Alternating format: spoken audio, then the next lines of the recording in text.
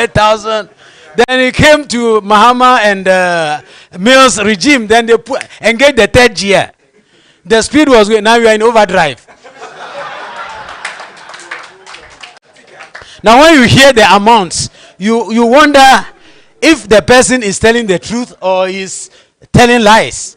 But at the end of the day, the amount seems to be correct. So corruption is a very serious thing, which I think we must have to fight. I have an invitation for a program also tomorrow by Imani. I hope you've heard of Imani. Yes, good. And they are going to look at what they refer to as abuses of funds or fiscal recklessness in the ministries, departments, and agencies. And in their invitation letter to me, they have stated that ministries, departments, and agencies are reported by the Auditor General to say that between 2021 and 2023, an estimated amount of 4.89 billion Ghana cedis has been wasted. And between 2015 and 2020, 13.9 billion. And you ask yourself, a government that is taxing us on almost everything, including when we are paying the tax back to him. I don't know whether you get me. I will explain. We are taxed when we are even paying tax. Do you know that? That is when you go into any supermarket or shop and you buy items, you see that there are taxes on it. If you want to use Momo to pay, you pay tax on the tax you are paying to government. That is why if you heard me, I said, we have moved the country from taxation to robbery.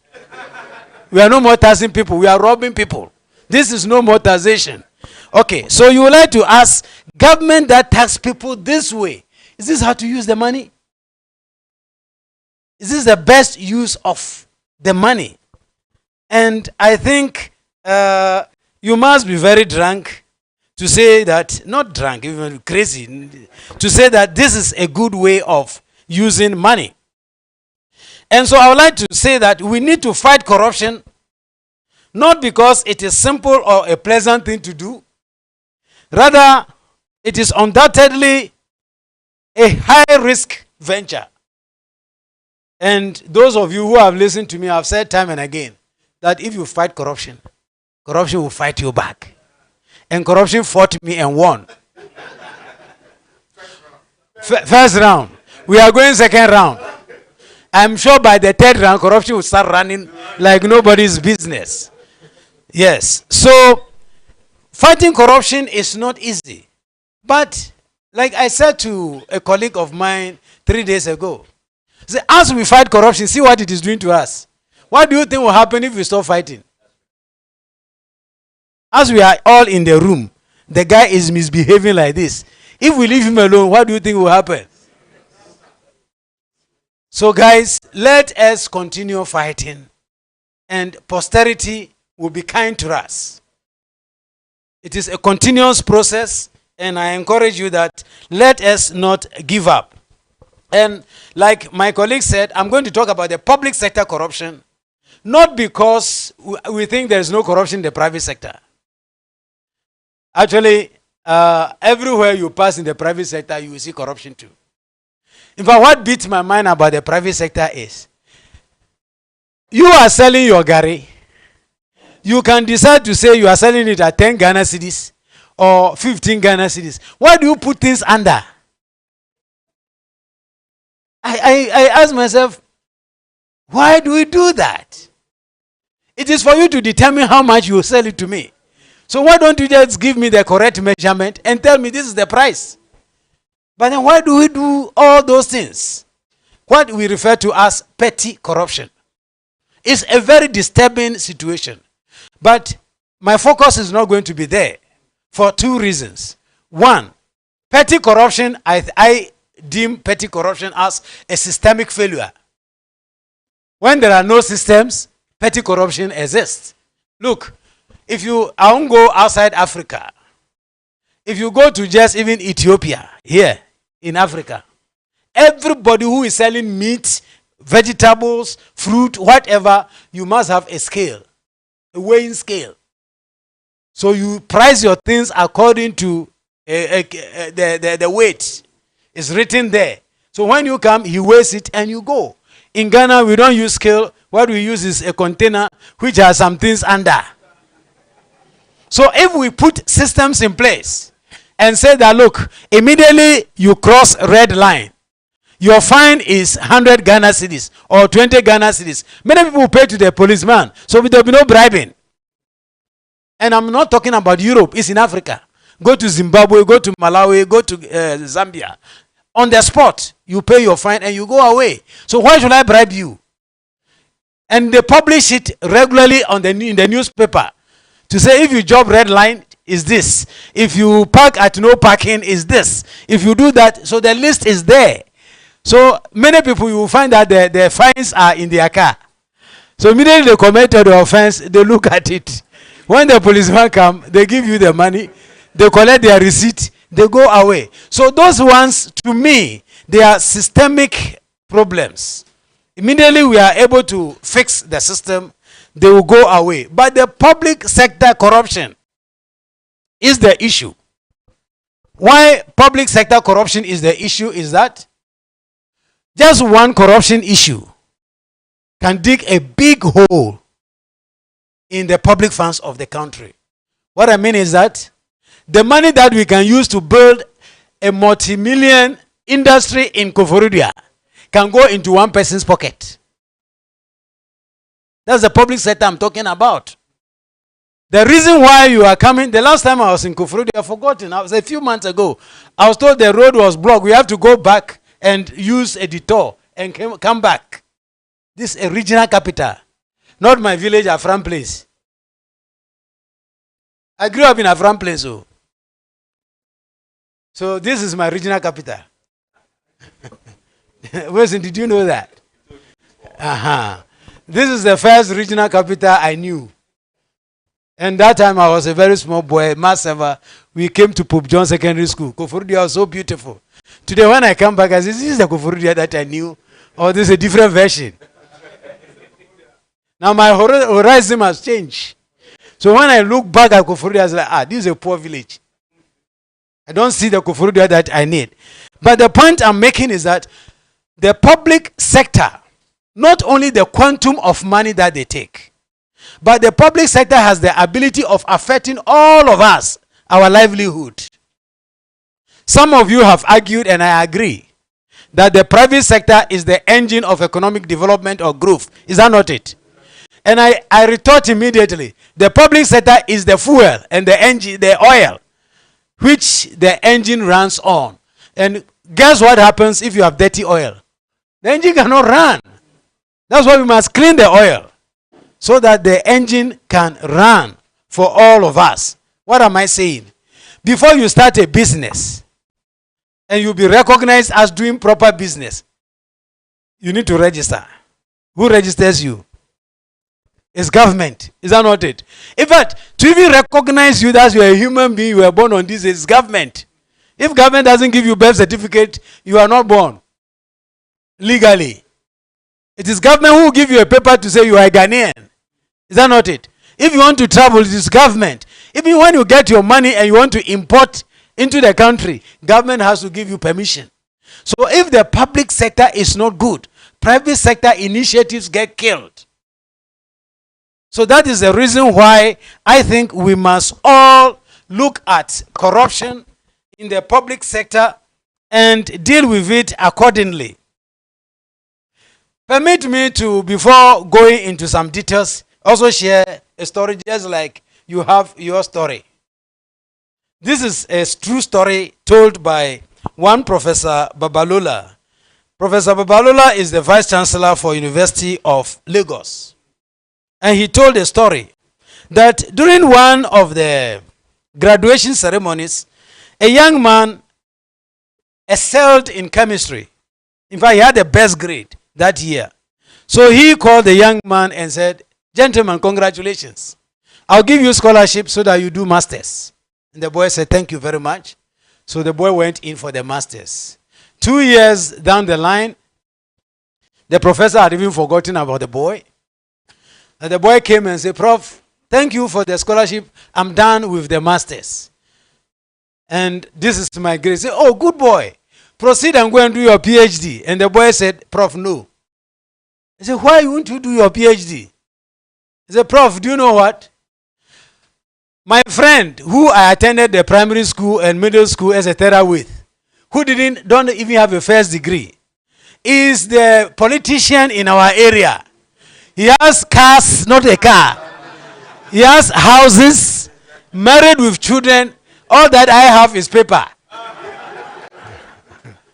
The professor said, you looked at the boy and asked him, so what will you do now? He said, I'm going to politics. Sad as it is the reality today. If you want to make money quick, you must become a politician. How can we all become politicians? So that is why we must have to look at the public sector. The money that they are using, is it meant for their personal consumption, or it is meant for the good of all of us? So that is why fighting corruption, I think, is a good thing. I'm actually not saying that, ladies and gentlemen, don't go into politics. I actually urge you to go into politics and change the face of politics. We need politicians who think about the people, not the politicians who amass all the wealth for themselves. So please don't misunderstand me. I, in particular, am always encouraged to speak against corruption. If possible, act against corruption for several reasons, but I'll give you three. I'm just quoting some three sources. One is this gentleman called Albert Einstein. He said, the world will not be destroyed by those who do evil, but by those who watch them without doing anything about it. So it is you and I who says, you are the one destroying the world. When we get up and say, no, we won't allow you. You remember the Rollins Day? When we say we no go sit down, make them cheaters every day. No. Do you remember that? Immediately, corruption will come down. But if they know we are tolerant and we will continue taking it, they will continue as it is. So let us not say, as for me, it is not part of my problem.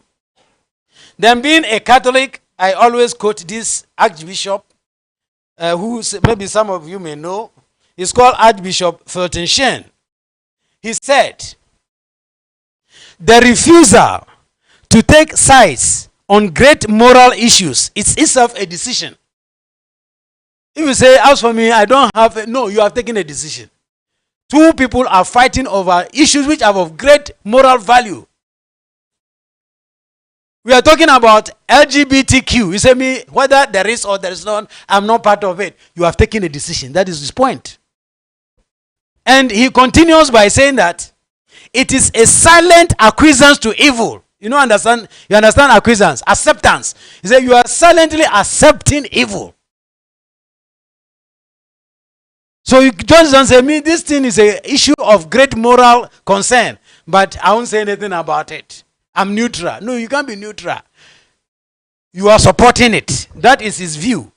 And what he says next is what appeals to me most. Listen to what he says. He says that the tragedy of our time is that those who still believe in honesty lack fire and conviction, while those who believe in dishonesty are filled with passionate conviction. True of us. Today, those who make noise breaking our eardrums, men of no integrity. You look at them and you can just see corruption, corruption, corruption. In fact, if you click on them, corruption will pop up. They are icons of corruption. But then they will be shouting. Some of them will even tell you that we are speaking the truth. Meaning the but you won't tell us the nukre about your money. Where you get your money from. Some of them, you attended school with them. We knew them. Some of them maybe even stayed with you. And then the next time you see him, you ask yourself, how come this boy is now filthy rich this way? So that is what Fulton Sheen has to say. But the last guy who I like so much is Martin Luther King Jr.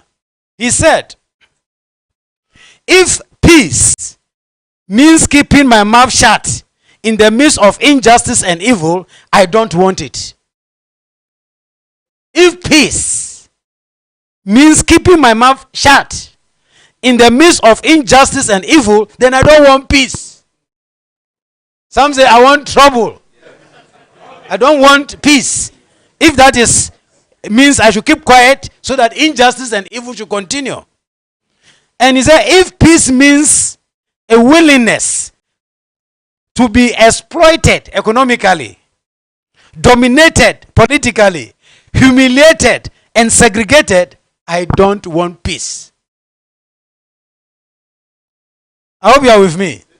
And because of this, I think we have to continue and do what we are doing now. I'm happy our chief crusader says from here we are going to Kumasi. And from Kumasi we are not stopping. We will keep going.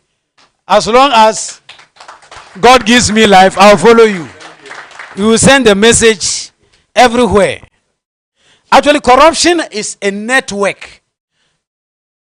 It is a religion which cuts across all religions. It's eating up Christianity, Islamic religion, traditional religion. It is cutting across all races. It doesn't know Igbeni and it doesn't know Chini or so and so. Corruption is everywhere. It doesn't even know Bruni from Bibinio. Aprofu are equally corrupt. In fact, I had an opportunity in Egypt where we met Africa Anti-Corruption Forum. And I told them that since we have some of the international players here, let me tell you about your role of corruption. But you are the mothers and fathers of corruption. Those we are dealing with in Africa are your children, the grandchildren and small children. And those ones, they use long-range missiles. The international corrupt gang. Even presidents cannot withstand them. If they say do this and you say you won't do, they will remove you. So they are extremely powerful. They are there. But then when we come home, we can contain our own. Is that not it? Within the four walls of your house, you have control. If the misbehavior is outside the house, what about at home? That's the point I'm making, that when we come back home, we should not throw our hands in despair and say we cannot fight corruption. So if we don't fight corruption, I think this country, our future may be bleak. We are not going to have any good future. And already the signs are everywhere on the world. Look at the number of our youth, even here I'm sure, who are looking for a job and they cannot find. And my dear brothers and children, let me tell you something which I said about a month ago in Accra. I say anytime I hear the generation older than me or my generation and those who are older telling the youth about the good old days, I say to them, shame on you. Why good old days? Given the level of knowledge and technology of today, today should be so good that we will say never again yesterday. So if you were in the University of Ghana, sleeping in a room alone or only two to a room, and today you have packed them like sardine, and you talk about good old days, is it not a shame? It is a failure of leadership. We have failed the generation to come. Mind you, some of them were even going on strike because they said some particular type of food was not in their breakfast. They didn't see some particular type of sausage and etc. They were going on strike. And today, I don't know whether you saw the video of school children trying to share some food, a meat which is about the size of this, and the guy was struggling to cut it and share it among his people. I say, what kind of generation is this? It's a very wicked generation. The generation ahead of us, it's a very wicked generation. They want to take everything today and what will even come tomorrow. And we must stop it. You have enough knowledge and power to say to our leaders, no, enough is enough. Unfortunately, we are in an election year. Let's say enough is enough to anybody we think is corrupt. Not only at presidential level, but even at parliamentary level. You know them. Even this is assembly. You see the guy is corrupt and you keep voting for him. Are you not making the corruption to survive? So please, let's make sure that we stop them in their track.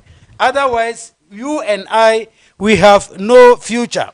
I must confess, however, that the public sector corruption that I have talked about is multifaceted. It doesn't come in one form. There are different shapes and forms of corruption. It can come in the form of public procurement. It can come in the form of just blatant stealing from the consolidated fund. It can come in the form of nepotism, where only my family people are in there, and your family, you wait for your turn. Nigerians will say, you wait for your turn. When your turn comes, you also favor your family. So, to address corruption, the solutions are also multifaceted, must be multifaceted. And I will suggest a few of them. The first one I think we need as a country is an efficient and effective public financial management system.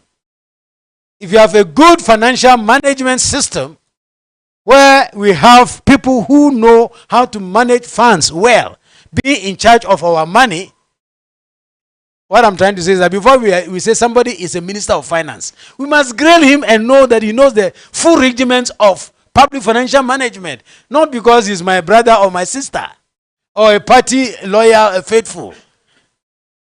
So if you have an efficient financial management system, it brings about what we call outcomes, 4 of them. One is what we refer to as fiscal discipline. When you have good financial management system, you cut your coat according to your size. You first look at what do you have and see how to manage it. Today, Ghana is so indebted that generations yet unborn are owing. Generations yet unborn are owing, not to talk about you people. As for you, Modeka. And those who are coming to join, Modeka. So fiscal discipline is one of the key things. The second outcome of good financial management is strategic allocation of resources. Because resources are limited. So you allocate it so that you get the best out of it. In a country where people are still drinking water from the same pond as animals, some children are attending school under trees, etc. Do we take 58 million and say we are building cathedral? And now we are building the most expensive hole in the world. Somebody say it's a swimming pool. I thought it was the best pool that they were bringing to Ghana, because they brought a stone from Israel to put inside. So once you are sick and you jump inside, your sickness may go. Is that strategic allocation of resources? We are told that Palugu Dam, close to 12 million, actually 11.9 million, has been spent. Go there and see what is there. 0. Those of you in Kofuru, I don't know. In Accra, we have Sky Train. 3 million. I was asking where's the train station so that I can also go and enjoy it. It's gone. So is that strategic allocation of resources? So that is the second one. Then the third is improved service delivery. If you have good financial management, you are able, the whole public service is about service delivery anyway. So if we have more money, it should translate in good schools, good roads, good hospitals, etc. So service delivery should what? Improve. Then the last one, which is the overarching one, the paramount one, is when you have good financial management system, corruption should be 0 or near to 0. You can't say that I manage my funds well, but it doesn't make sense. You say, as for my accountant, he's very good. Oh. He manages my money, but we can't find the money. Are you with me? So to say that we have efficient financial management system in Ghana, we need to have corruption almost 0 or 0. It must be coming down. Then we thank God that we are improving our system of financial management. until we see that, then I think that we have not gone yet. The next thing is we must empower our anti-corruption agencies. We have established institutions. We have the Ghana Police. We have the Office of the Commission for Human Rights and Administrative Justice, CHRAJ. We have the OSP, Office of the Special Prosecutor. We have YOCO, Economic and Organized Crime Office. These institutions are all now, for me, have run to become what I refer to as fruitless and wasteful expenditure. Because when you use the money to fund the police, you fund Auditor General, you fund YOCO, and their findings, you don't do anything out of it, you have wasted our money. Are you with me? So that is the point. We must fund them and use the resource to better the lot of the country. Not that we create more institutions, and when their findings come out, we just find a way of frustrating them. If you heard YOCO, my good friend Martin Amidu has to call the president by a certain name and went away. Then come Kusie Jabe, he is being frustrated to death also. So why did we establish those offices? And I would like to say that the next thing we must embrace as people in this country is meritocracy. Big word. Remove everything and leave it with merit. That is, the one who is qualified must do the work. Not because I know him. And who you know business doesn't help our nation. If I know you and I don't know him, but he's more competent, I should give the job to him. That's merit. So meritocracy is very important. But who will employ the driver who doesn't know how to drive? Why don't we drive those ones? When you buy your car and you are traveling, look for the guy who has never been taught how to drive and say, I know him. So my friend, let's go. Actually, I found one very interesting when I went to the military, their Air Force training base, where they said, if you think training is expensive, try ignorance. That is, if you think training the pilot is you are wasting money, bring a pilot who doesn't know how to fly and fly you. You see whether you will come back or you end up in heaven. So I think merit should be the order of the day. We should all look for an assemblyman, an MP, etc., who we think knows the job. Not just because he is my tribal mate, or we attend the same church, or we attend the same whatever. No, I don't think that is a good thing to do. One of the things that I think we should do as a country very well, which we have not done yet, is assets and liabilities declaration by public office holders. We are required under Article 286 of the Constitution that the President, the Vice President, the ministers, the Speaker of Parliament, Chief Justice, etc., they should all declare their assets to the Auditor General before assuming office. And every 4 years, they should declare their assets and liabilities. And when they are leaving office, they should declare. Why? Because when you declare, then we will know that when you were coming, you had one car which doesn't work. But when you are leaving now, you are leaving with 10 cars. They are all brand new.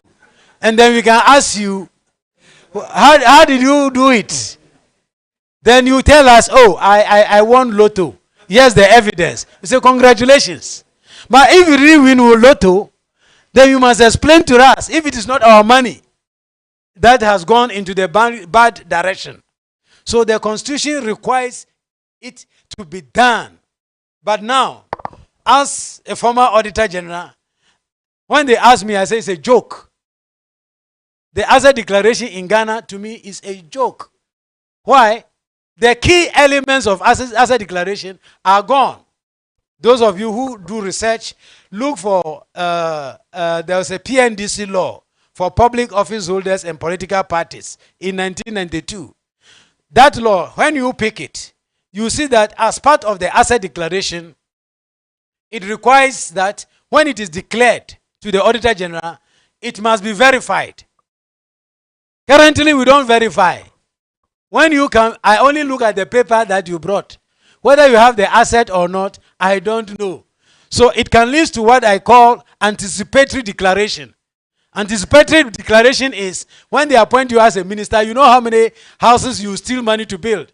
So you declare it in advance. That I have a 3-bedroom house, one in Nkoko, one in Mpraiso, one in Etibie. So by the time you go, you have built it. Then when they ask you, say, look at my first declaration. It was there as it was in the beginning, is now, and ever shall be. So anticipatory declaration. That is one. The second element of assets and liability declaration is publication. The PNDC law I'm talking about, if you look at it, it says the Auditor General within 2 weeks of receiving the declaration should publish it for Ghanaians to see. Now they say no publication. And I remember there is a friend of mine, unfortunately, he's holding a very high political office. I don't want to mention his name. Today is a good day. And at the normal day, I will have mentioned his name. So I don't want to mention his name. He tells me, Daniel, you see, if you say we should declare our assets and liabilities, and it should be published, don't you know that you are inviting armed robbers into our office? And I say, so when we publish it in the papers, then the armed robbers will come to you. But when you are driving the vehicle on the street, the armed robbers don't see you. You think they don't know your house. It's only when we publish that they will come for you. So that is the situation. We need to publish it so that when you look at it, you can say, but Auditor General has one house also over here, which we cannot see. But if one person, the Auditor General of the country, receives the declaration, how will he know? But me, when I was in office, some of the ministers, I didn't even know them. It's only when they come and they say, I'm honorable so and so. I say, did you say you are horrible or you are honorable? They say, honorable. And say, I thought you say you are horrible so and so. Okay? So I think that is a very important thing. Then the next thing is what we refer to as lifestyle audit. Lifestyle audit. With all the declaration and etc., what actually goes to clean the system is lifestyle audit. That is when we get to know that you are our member of parliament or our district, those assemblyman. Before joining the assembly, you had only one trousers, one shirt. After 3 years, you have 3 cars, 4 houses, and etc. Then we say, can you explain to us? If you explain and it is okay, it's fine. If not okay, then you have questions to answer. In many jurisdictions, including America, it's not Ghanaian issue. In fact, World Bank, where I worked, the senior officers, you all declare your assets and you go through lifestyle audit. They'll call you and say, how much do you have in your accounts? We hear that you say you have built this house and that house. How much does it cost? And how much was your salary? You tell it and they say, yeah, you can buy. Yeah, it's okay. Go. If not, they say, show us where it came from. So lifestyle audit, I think, is a very important thing that we must do. The next thing, which is very dear to my heart, is fiscal decentralization. It's too big and English. It's a very small thing. When we talk about fiscal decentralization, all we are saying that is they should share the government money and give each district and regions money to them to manage. If you read the Constitution again, the Constitution provides that government should decentralize the financial machinery to the regions and districts of Ghana. So the normal thing we should see in our budgets, and this discussion, I'm not a very good person with our ministers of finance. Anytime I go to them, I ask them, do you respect the Constitution of Ghana? And they say yes. Then I read to them that the Constitution says share the money to the regions and districts. Why are you sharing it to the ministries? The Constitution didn't say we should share our money to ministries, departments, and agencies. It said regions and what? Districts. So we must see a district budget. Like Koforudia, if you come here, the municipal authority, we must see its budget encompassing all the social services so that we can compare and ask ourselves, why is the office of somebody, one person, getting a bigger share of the national cake than the entire Koforidua district? Or the whole Eastern region's budget is smaller than the budget of one person sitting somewhere. So fiscal decentralization is very important, because if that is done, it is then that the fiscal management becomes reality at the grassroots level. I'm trying to say that people sitting in Accra, they don't know your problems. At times they assume they know your problems, but they don't know your problems. Let me tell you a small story also about that.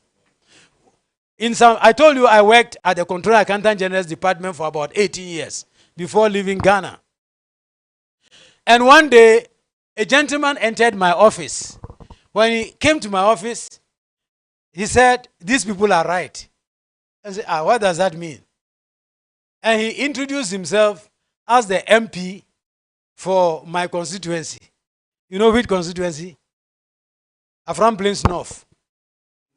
Afram Plains North. So he said, "I'm the MP for Afram Plains North. I went campaigning and I went to your holy village. My holy village is Adiemra. Those who know Donkokrum, after Donkokrum, you go to Adiemra. So I went to your village and I promised them I'm going to bring asphalt road." The guys didn't clap for me. Say, these people are not serious. They don't like asphalt roads. Say, "Okay, I'm going to connect you to the national grid. So you have electricity 24/7. They didn't mind me. He said, "These guys, are they sick? What is wrong with them?" He said, "Okay, I noticed that you have pipes, boreholes. I'm going to bring water from the Volta so that you have pipe in your houses and everywhere." The guys didn't mind him. So I said, "What is wrong with these guys?" So he asked, "Do you have something else that you think I should consider?" Then he was told that it's not that you are talking. Because all that you were saying, you were talking jazz. And he was shocked that a group of people don't like any of these three things. And they explained to him. They said, "Look, you say water. When we meet together and fetch the water, we socialize and talk and enjoy ourselves. You said now you should behave like Accra people. You go into your room and do chill, then the water is coming. What's wrong with you? Here is not Accra. That is our source of entertainment. Because we all know the time we should go to fetch water and we chat among ourselves. So take that Accra concept away." He says, "Is that it?" He said, "Okay. What about the electricity?" He said, "You.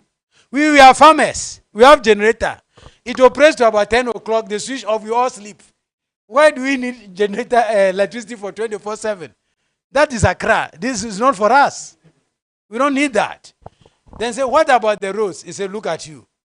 When you came here, how many cars did you find in the village? So you are thinking about yourself, how you will come, but not us." So he asked again, "So what can I do for you?" Say, "Now you have arrived. We will tell you something.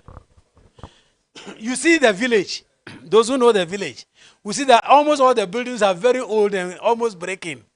But there are few which are still strong and looking modern. And they told him that those are the houses of those who went to school, who came back to build their father's house. You yourself, you are a member of parliament. Is that not it?" He said, "Yes. The one who pay your salaries from this village. This is the father's house. If you go to University of Ghana, the head of the legal department is Kwamijan, is from this village. This is the father's house." Then they showed him, if you go to agric economy, the head there is also from this village. So when we met, we thought our future is education. And the school is there. All we need is teachers. So if you had asked us, "What do you want?" we would have told you, "Bring us teachers. That's all we want." I hope you get it. So the idea of fiscal decentralization is that you bring decision making closer to the people. You can't pretend that you know it all because you are sitting in Accra. So the national cake must be shared so that the people of Koforidua can meet and say, "What are our priorities?" For all you know, roads are not part of our priorities. Maybe electricity is not part of our priorities. The people must define their own priorities and benefit from it as such. So I think fiscal decentralization is very key. But to be honest with you, the next issue is also very important. Cost of acquiring political office. We have to look at it. Now we have what we call political investors who will give money to MPP, NDC, independent candidate, everybody. So when you win the election, you are in their pocket. You see all the procurement. If you hear anybody who is in opposition, I hope you are listening to what NDC is saying today. When we come, procurement, we will curtail single source. When they were there, what was MPP saying? He said it will be a thing of a past. Why is that they are not able to change? Because the political investors have to recoup their monies. So I am saying that why don't we look at the cost of acquiring political office? If possible, we fund it from public funds, but not giving the money to them. Not giving the money to them, that would be a big mistake. What we do is to create a common platform for them to advocate their policies and explain what they want to do, and based upon that, we vote for them. Democracy is not being practiced only in Ghana. If you go into some of the countries, you will never hear the noise that we make here. You will not see pasting of billboards on people's buildings and etc. You can't do it. Because we are going for election? No, you don't do those things. So I think we may have to redefine how we do that, and I think it will help us. The last thing that I would like to suggest to you, especially as we are in an election year, is that we must look for leadership. Leadership is very important. Leadership is the cause. The rest is the effect. Good leader, good resource. Bad leader, bad resource. It's as simple as that. Thank you. Once you get garbage in, what will come out? Garbage. Thank you. So we must look for good leaders. Let me say that I don't think I'm too old, but I've seen countries transformed to my surprise. When I was in Accountant General and we visited Rwanda the first time, about 2 years after their genocide, the Accountant General asked us, when are we coming back? And we said, oh, very soon. Immediately he stepped away. We said, why should we come here? This place, we better go to the village in the north somewhere than coming here. Today, go to Rwanda and see what leadership has made out of the place. I can bet you that their budget is about 1/3 of Ghana's budget. They don't have the money we have. It's leadership. We are wasteful. Ghana, we are too wasteful. As Auditor General, it pains me that this phone, which maybe you go and buy one, let's assume at 1,000 Ghana, government will go and buy about 20,000 of them at 5,000 each. So instead of quantity discount, there's quantity punishment. For buying plenty, they punish government. And the same person, in fact, one of the things I was doing was that when we see the procurement, we are not happy, we go to the same person and take pro forma invoice. That give us invoice. Mind you, the audit will have happened years after the transaction. So the prices have gone up. But when you compare the current price to the price at which government bought the plenty, it is still far, far, far cheaper now. So we may have to look for leadership. And the type of leadership that I prescribe for you, my dear brothers and sisters, is the leadership which has the quality I refer to as father. A leadership which has the father quality. Father not as in having children, but as an acronym. And I'm going to explain the father to you. The first of the father is fairness. A leader who is fair. Who does not take everything and leave you people to go and die. So you look at a leader who is father for all, not a father for just a group. You are in or you are not in. We must look for fairness. That is the F. The A stands for accountability. A leader who is accountable for his actions and that of his followers. A leader who owns up and says, I take full responsibility. Not the one who says it's a global problem. But it has escaped the rest of the globe and affecting us. So we need a leadership which is accountable to say, my people, this is what I've been able to do for you. But here I failed, more or less. Then the T stands for trustworthiness. A leader we can trust. A leader who we can trust. Because trust is very important. The only way we will live our future for you is because we can trust you. Because you have demonstrated that you are visionary and you have the experience to back it. So we can trust you. Not the leader who has no track record. Some of them, just from university, they come to you and say, I will build SkyTrain for you. And here we are. Even ground one, we don't get. I hope you are with me. Good. So let's get a leader who is trustworthy. Then the H in father is a leader who is honest. He must be honest. When the thing is black, say black. When it is green, say green. But if you lie too much, the day you even speak the truth, we can't trust you. I hope you know that. There are some people you can't even trust their truth because they are not honest. So we need a leader who can look into Ghanaians in the face. In fact, that is a credit I give to President Kufuor. When he went into parliament and saw that, presidency, and saw that he has appointed too many ministers, he apologized. He said, before coming, I thought I can make do with few. I'm sorry. I think I need more. Be honest. Instead of playing around us. Some leaders, they play with our brains. And because they can speak English, they speak plenty English, and people start clapping for them. They think it is English we use to develop countries.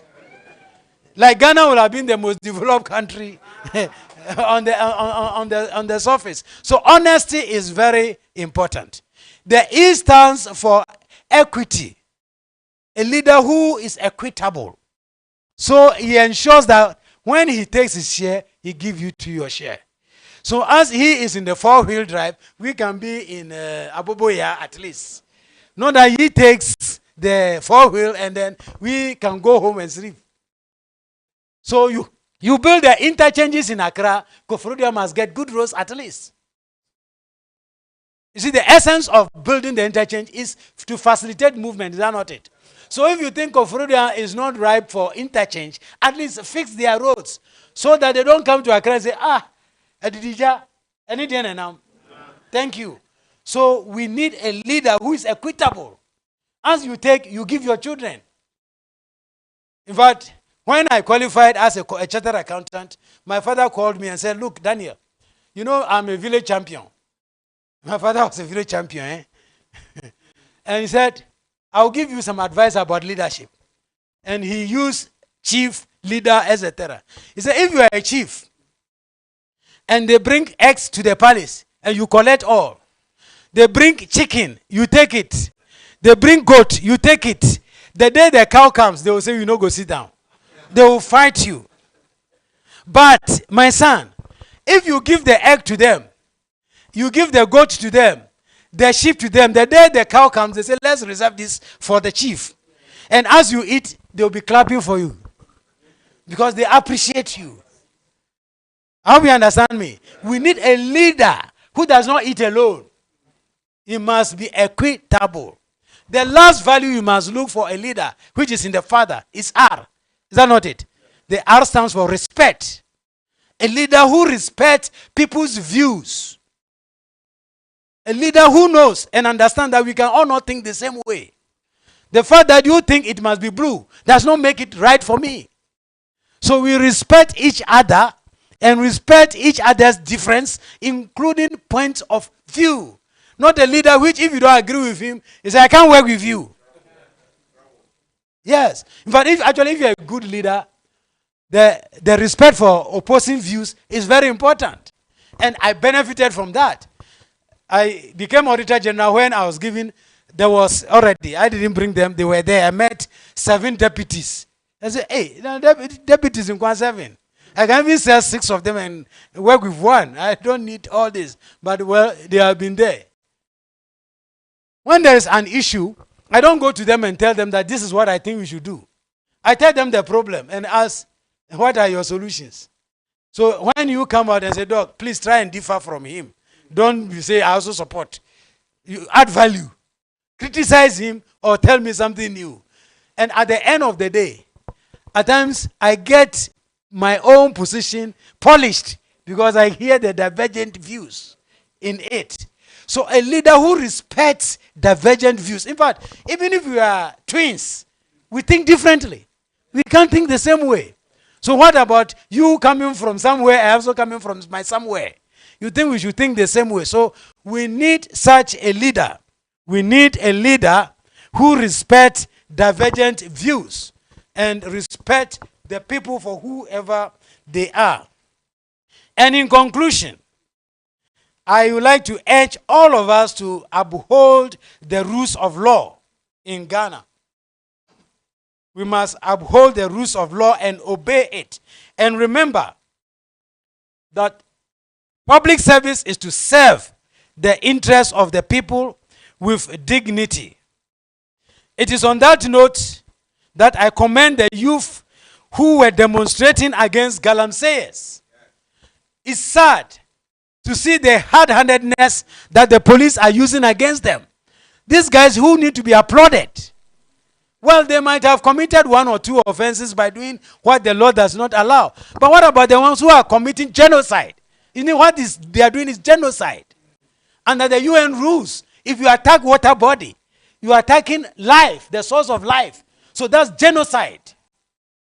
And you may be in Gofrodi and say, oh, as for me, I don't drink from that stream. You don't know how it comes to your doorsteps. Now, study has shown that the yams, the bananas, the plantains we are eating, they have those hard metals, the mercury and etc. are in them. So we are all eating those poisons. You see, some of you are looking at it from the color of the water. It's not just the color of the water. The chemicals in the water is what is going to kill all of us. And these boys and girls say, no, stop it. They might have committed some excess. But if we treat them this way, how will we treat armed robbers? I find it a bit disturbing. So Ghana police, maybe they may have to change the way they handle some of these situations. And again, another word of caution to our electoral commissioner. Ghana is more important than any individual human being. We should not seek any political interest as a result of which we destroy our country. Those who have gone international like myself, if you see post-conflict countries, you won't wish it even for your enemy. So, Electoral Commission must do everything possible to ensure that when we go to the polls, December 7, the result will be acceptable to all of us and there will be peace. I think that is very, very important and I cannot overemphasize it. My last admonition goes to the judiciary, especially the Supreme Court. I would like to admonish them that they should heed to the advice given them by the Minister of National Security. Honorable Kandapa told them that if your interpretation is tilted so much towards us all the time, it will create a problem. Obviously, it's creating problem. And I heard one quote, I don't know how true it is. If it is true, yesterday I read it somewhere, that the former Chief Justice, Sophia Akufu, said the Supreme Court is now very predictable. If he actually said it, then I cannot agree more with him. Because most of you knew what the result was going to be before it came. I don't think we need that. We need professionalism.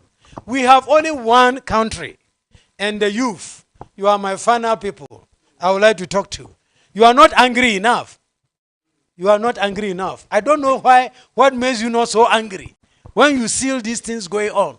But don't translate your anger into violence. Violence will not help us. When the problem started in Kenya, people were calling for it. I said, hey, my friend, do you know what is going to happen? Go and burn parliament.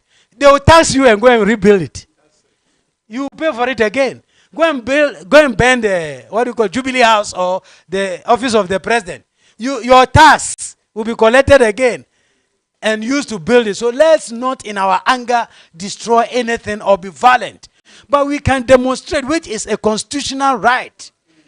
We can decide that we are going on strike, which is a constitutional right. But let us not be violent because we have only one Ghana. Is that not it?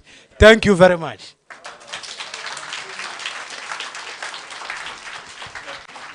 Thank you. Can we do it better? Can we do it better? Standing ovation would not be bad.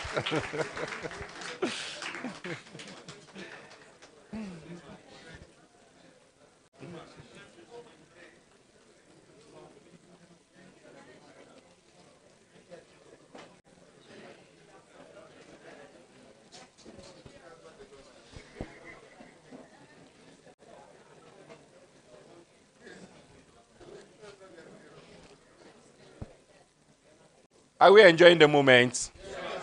Yes. Thank you, Chief. I don't even know what to say again. Mr. Domlevo, thank you so much. Thank you so much. Let me just add one thing. You know, those of you who came a bit late, probably you missed the video, one of the videos.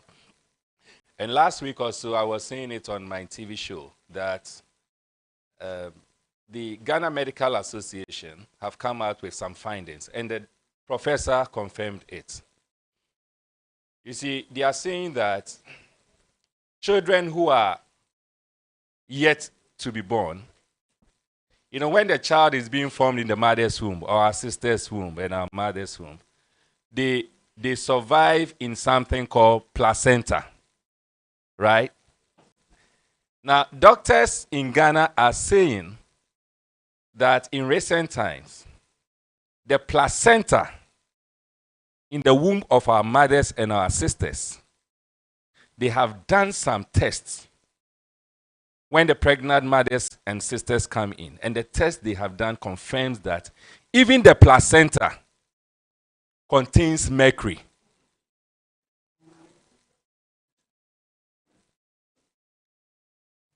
Are you getting the picture? The placenta inside our mothers and our sisters, our wives, their womb, it contains mercury. That is how serious it is. Ghana Water came out to tell us also that the average, you see, when they harvest water from the various sources, there's something in it called, some element in it called turbidity, and it needs to be treated, purified, then it passes through our pipes and the rest, and then we consume. Some we use for food and all that. The normal turbidity in harvesting before they treat should be 200 NTU. That's the normal.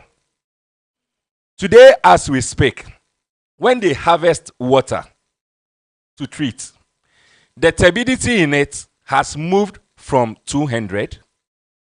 It didn't get to 1,000. It didn't stay at 5,000. It didn't stay at 10,000. Today, as we speak, when Ghana Water harvests water to treat before they give to you and I, the turbidity in it is 14,000 NTU. 200 to 14,000. You know what that means? It means that if they needed, let's say, a chemical of 1 gallon to treat the 200 turbidity, now you can imagine the number of chemicals they need to treat the 14,000. And mind you, whether we like it or not, chemicals in itself has their side effects. Not to talk of whether or not even those chemicals will be able to treat the 14,000 turbidities that they see in the water. So today, even the water we drink, whether it is from the tap or it is even from sachet water, we can't even be sure whether it is good for us. The food we eat, we can't be sure of it. We'll be moving straight to question and answers, but before then, oh, okay, then I think we'll do that because we had Dr. Spielgabra online and he wanted to make some comments, but unfortunately he's out. So this is what we are going to do. We're going to have, oh, he's back.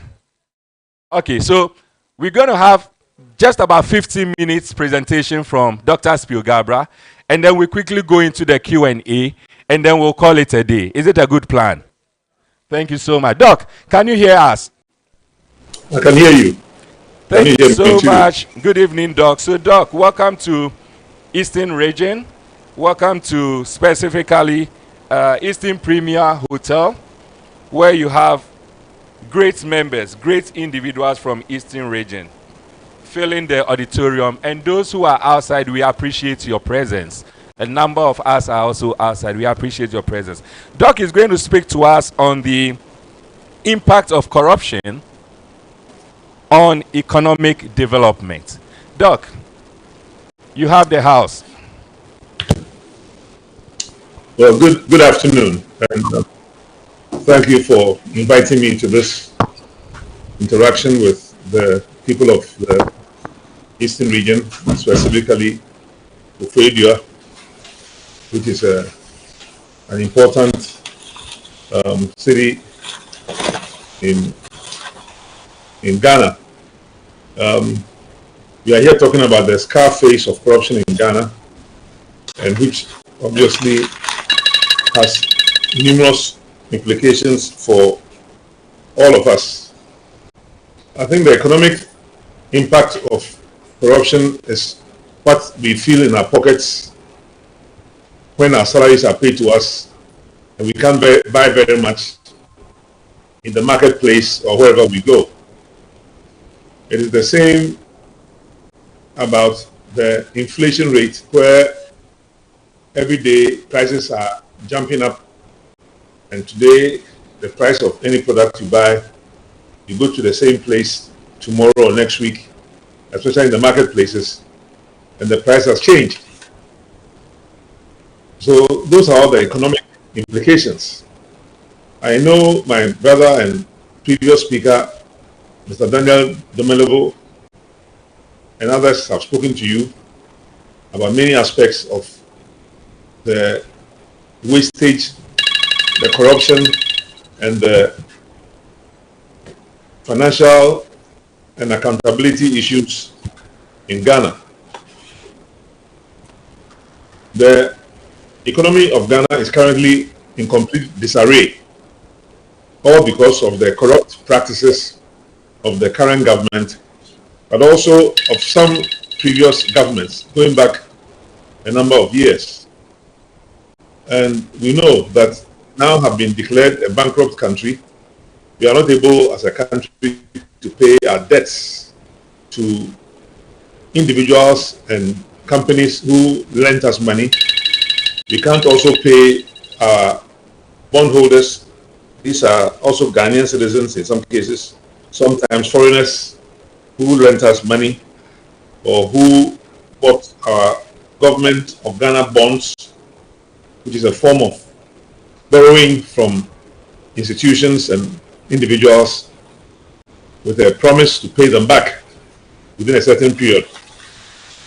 So the economic impact of the corruption that we are talking about is national in scope.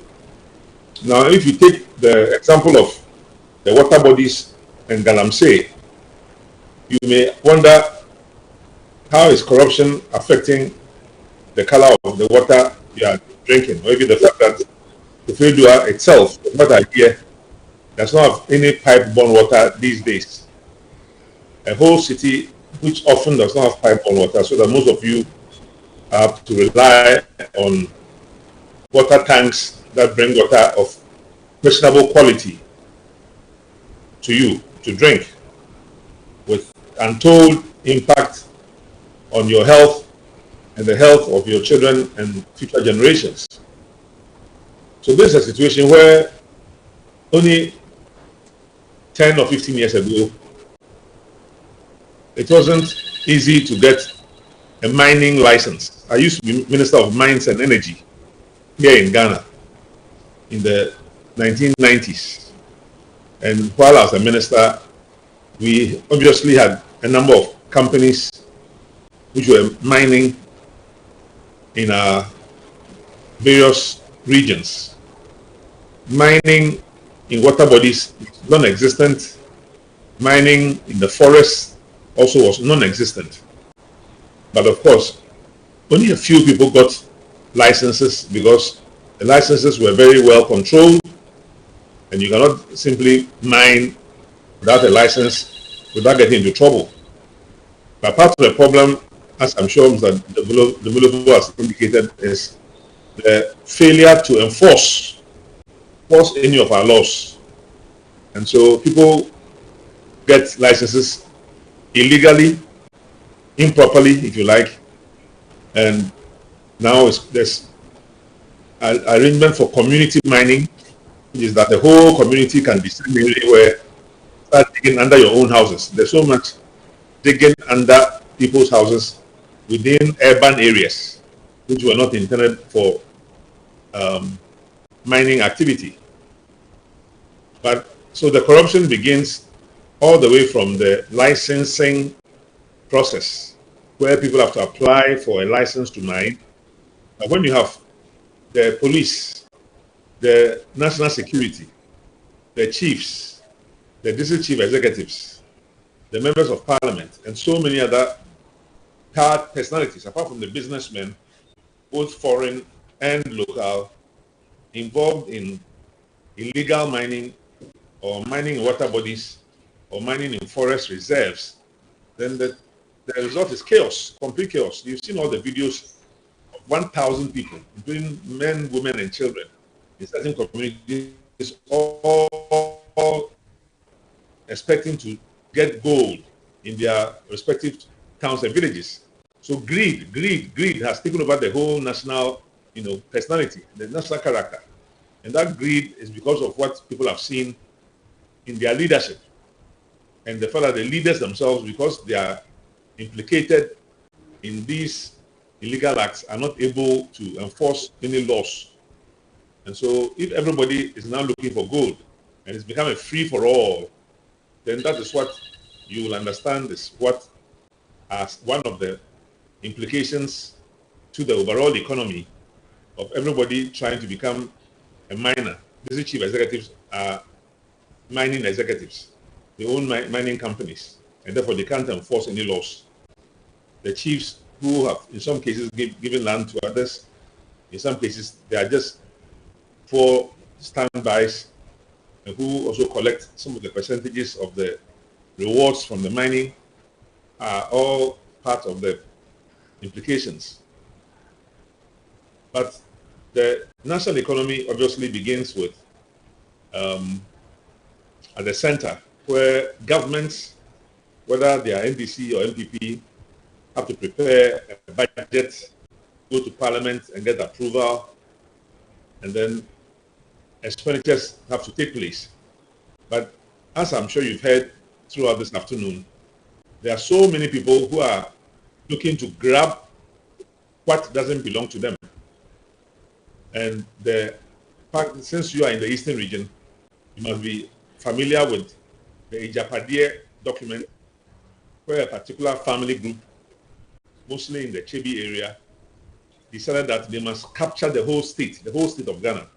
It's like an animal in the forest. They've tried to capture Ghana like either Okusie or Akrantie, where they can roast the meat and chop and quench and distribute it among themselves and their families.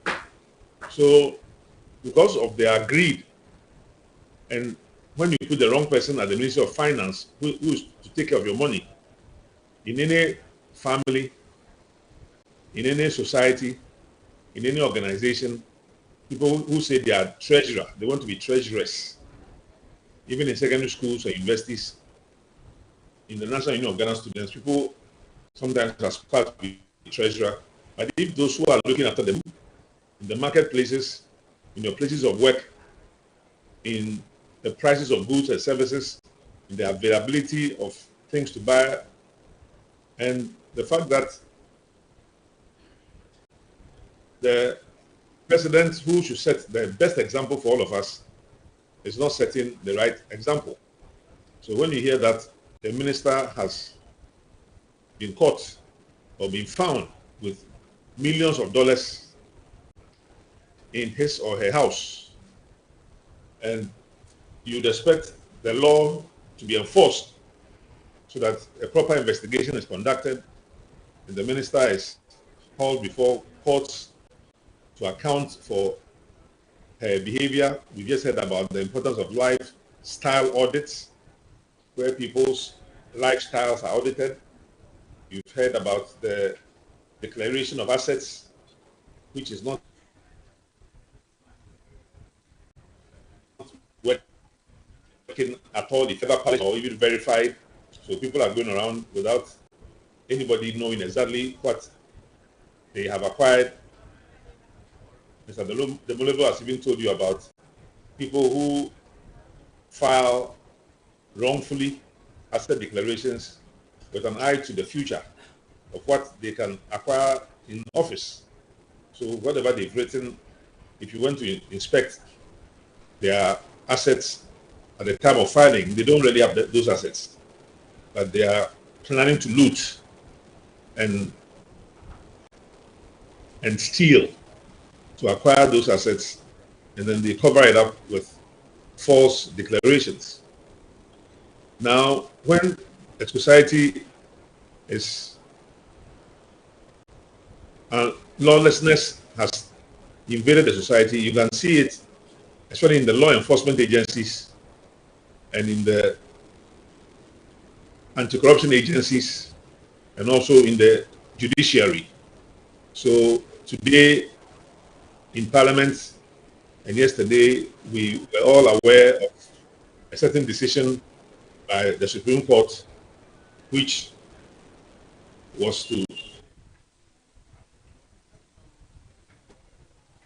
hold or prevent the Speaker from taking certain actions, including changing the number of the majority, the minority in Parliament, so that another party can become the majority party, even though the facts on the ground are that some people have left their party, and the effect is that another party has become the majority party. You'd have thought this was a very simple matter where we would simply all respect the rule of law and the realities on the ground.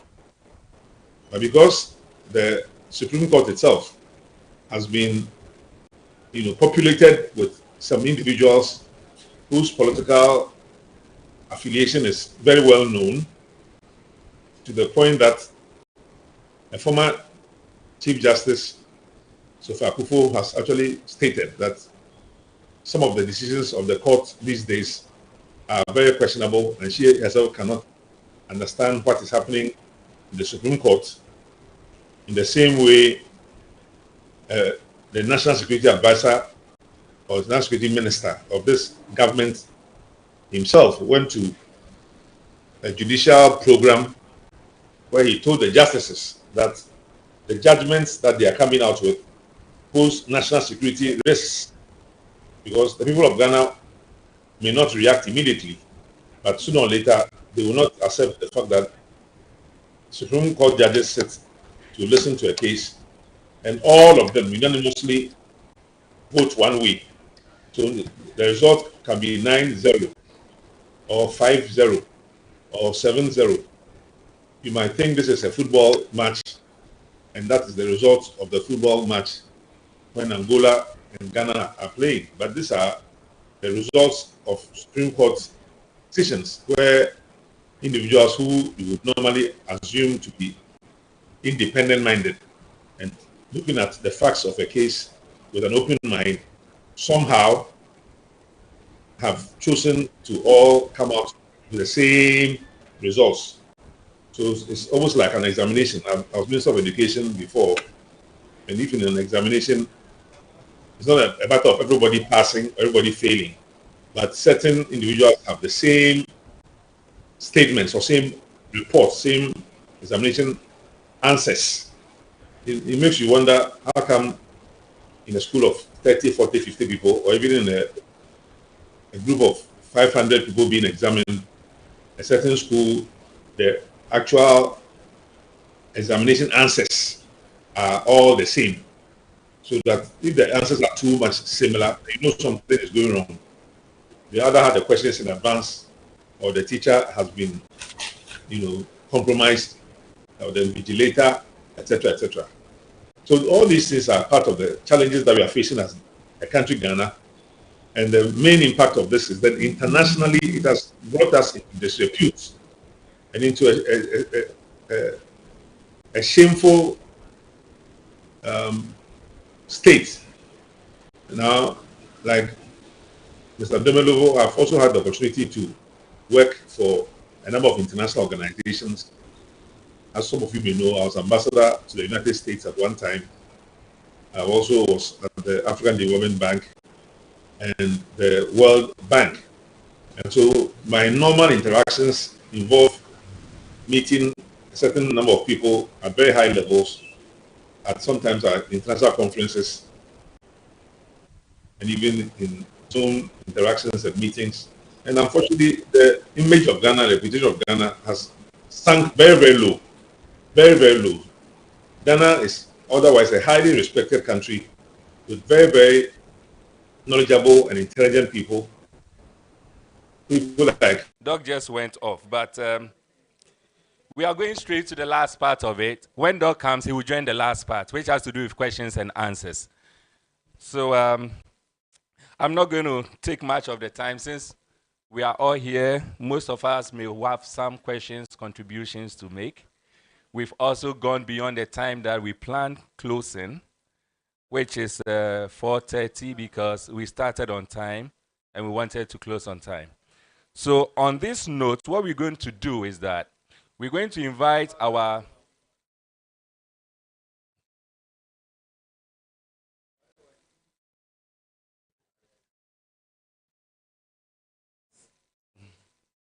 hello.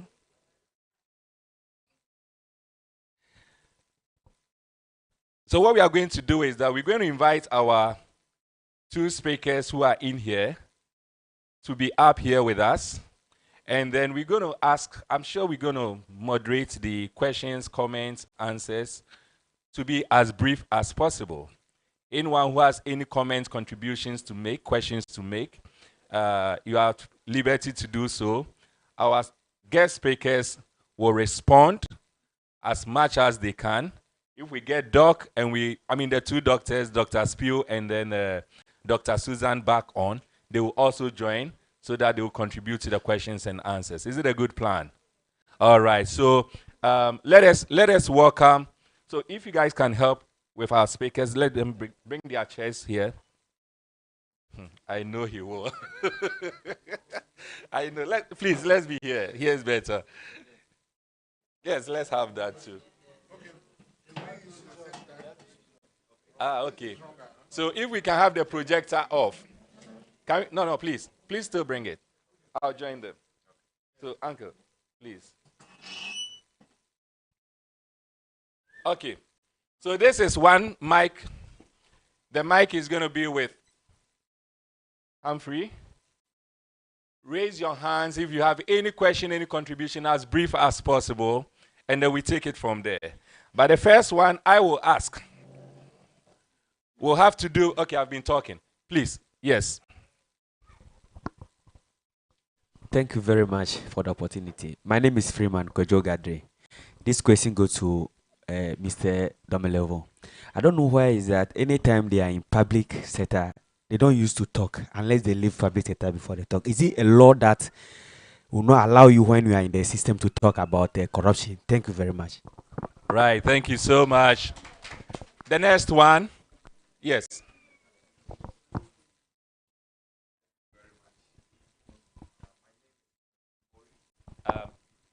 Can you assist him?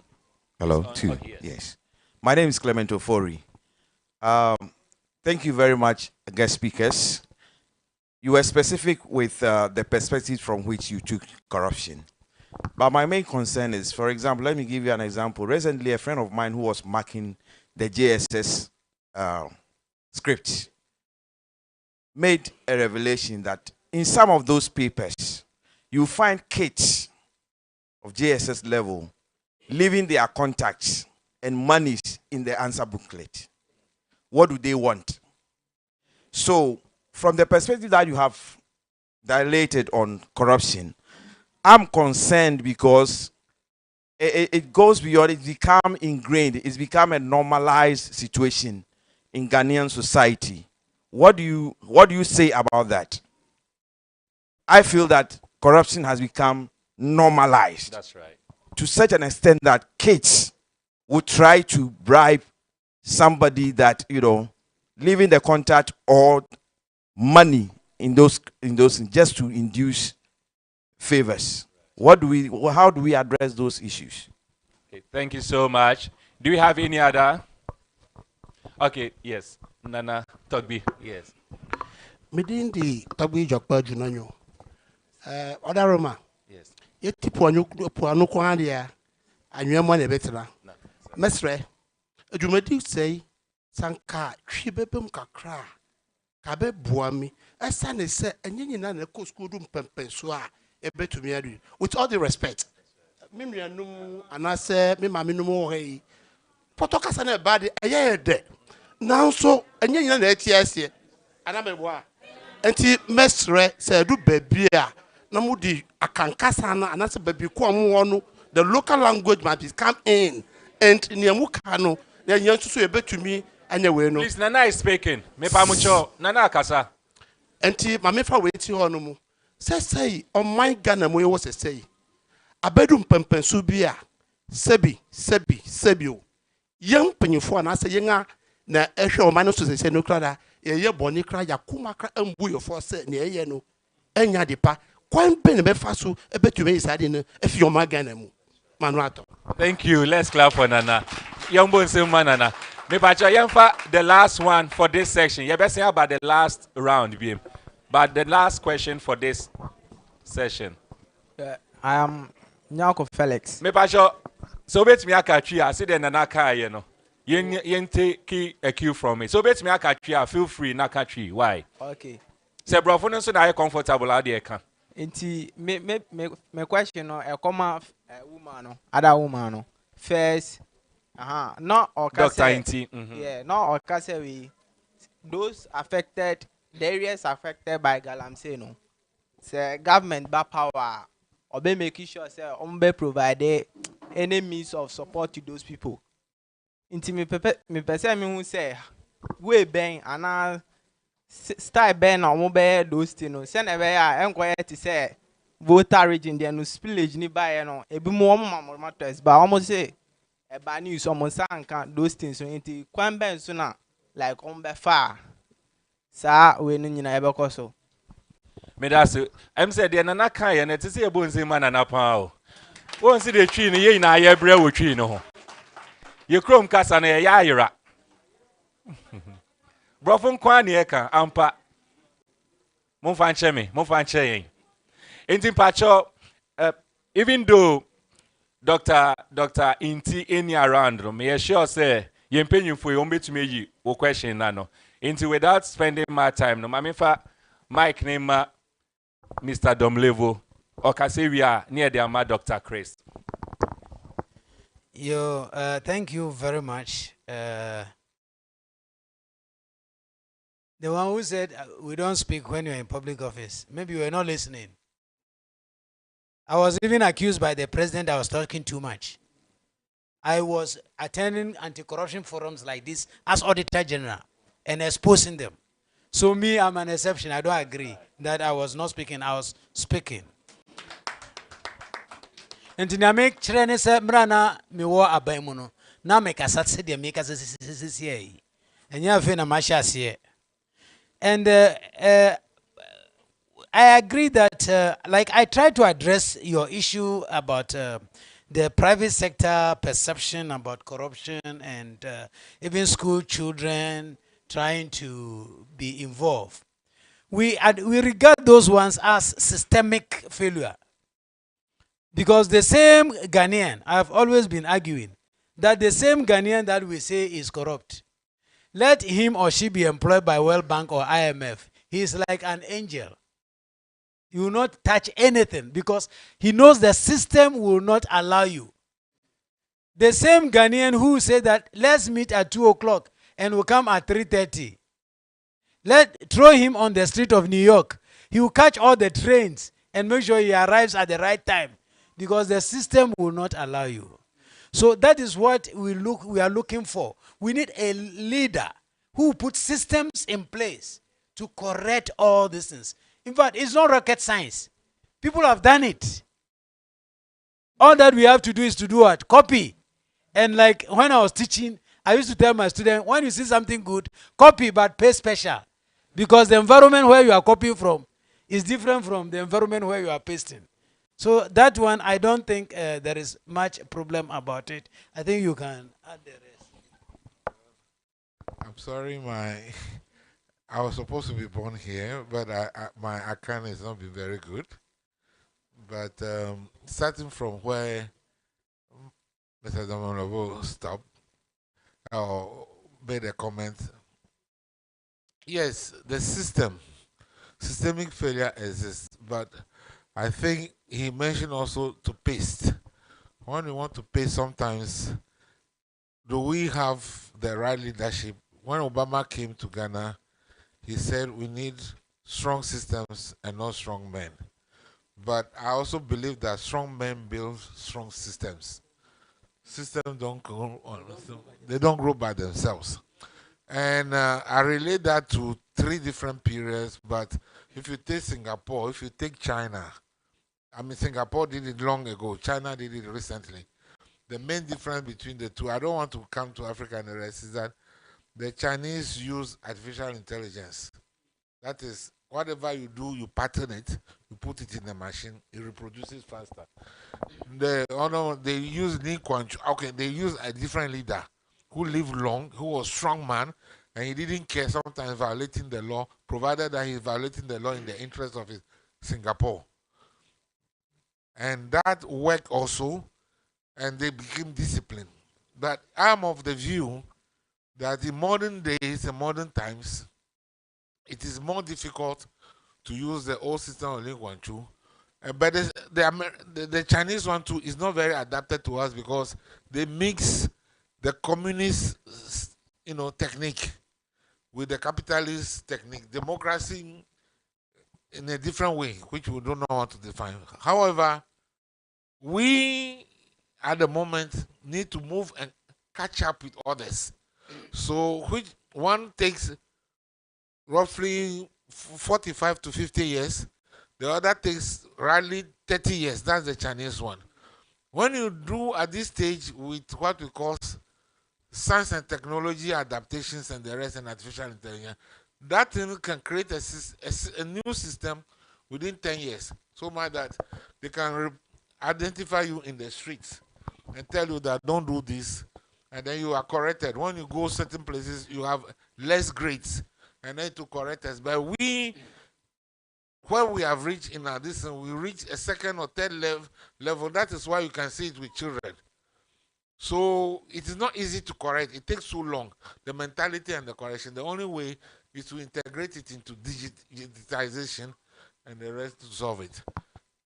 Thank you. That's the one I want to comment about. The one on Galamsey, and this is maybe an opportunity because it looks simple, but it's more technical for an explanation. Thank you.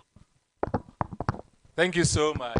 Let me also from Pachomi, but let me also add to my brother said. There's a book called The Normalization of Corruption in Organizations. So when you adagia, a book, no. So open, so I made me a soft copy later, and then read it. You understand the whole concept of this normalization thing. Matimi das in Pacho. The last round. Na yedi jumedieno aba ewiye. Osofo. Yeah, Asujeka Obia. My name is Michael Ohipeni, Apostle Michael Ohipeni. Masem ni say, because we the ministers we have failed. Yedi nyakopo asem no, yedi nyakopo ankasa hwemo.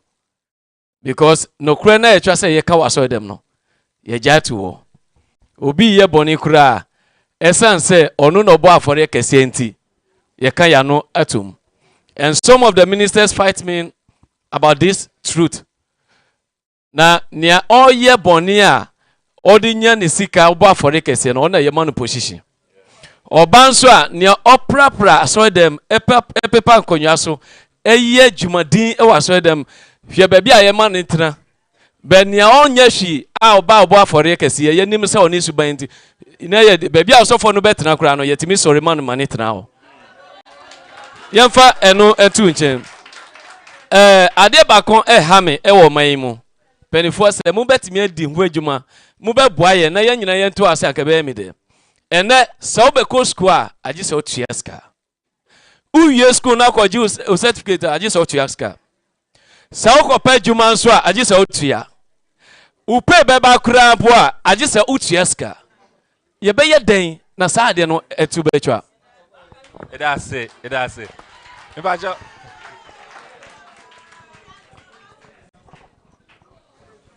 ago pacho me enye din me pamcho pacho ushe list e kura mi ya corruption ya list na ekobe se 29 ana 30 na sisi na me de me pese mbisa mpanimfo ana se former auditor general any say sisi ye judiciary ometumi aboaye in animals fc 5-0 9-0 dacho metumi ajisa sika ya mayana enna me bisa me da say I'm free. You Meda, the former Auditor General Meda was say, you made my day. We've seen how corruption has fought you. We're witness to what has happened. You were really out to fight corruption and corruption fought you. But we still believe that we have good people and peaceful people like you still in Ghana. We have high hope that definitely one day I will get it over. Corruption will be fought to a standstill. And I also want to say, how did Ghana reach here? That after the revolution, it seems some fears have been put in the system that people even who try to be corruptible are a little bit afraid of what will happen. But suddenly, it's a free fall. Corruption is everywhere. People are scared what is really going on. A child will come home, what will come out of the child's mouth, you are scared. How do we come here? So I think I have to praise what the Crusaders are doing. I think I will have to start from somewhere to see how we'll get this. My only commendation. Thank you very much. Thank you so much. Thank you so much. Yes.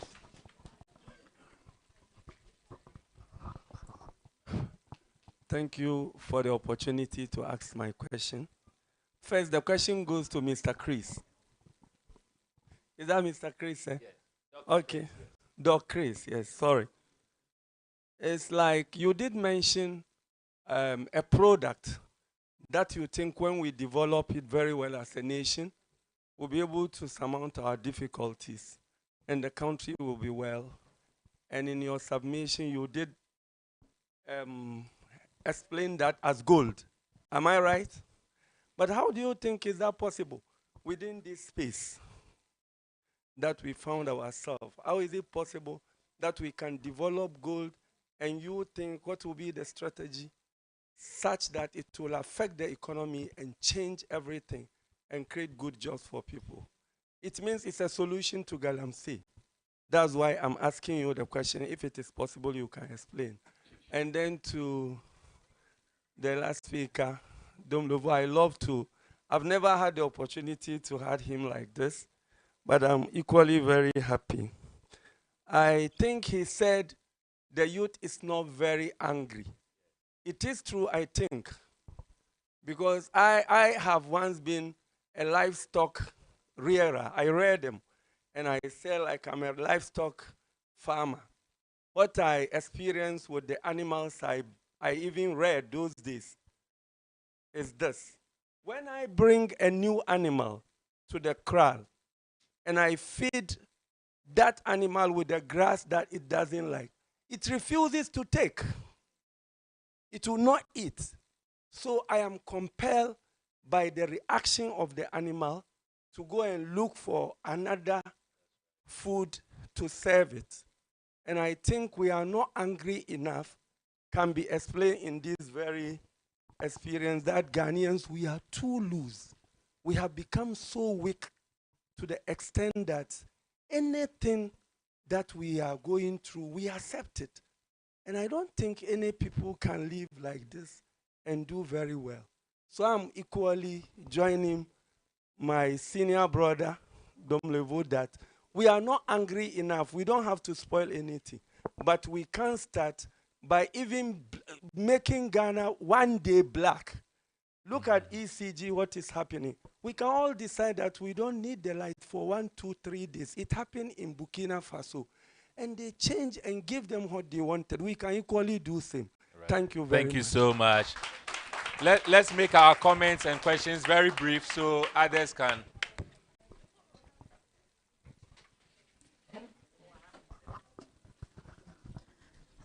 Akpa Togbio mama madaku manyi banami madaku nyanya bia yina bubuto domolavu domadava ya anya auditor general no dowon la MPP for government ama vami kpoba over the jiaji bo na yi leave ama oba ogamasu no ve no afoma nyanya bia nya ba na ba government bubu gavaji yo va yo bo na va wodo as auditor general madaku agado awoga aloma wogo madaku ankwanyanya rejoice Jeffries Nkpochi Akpa.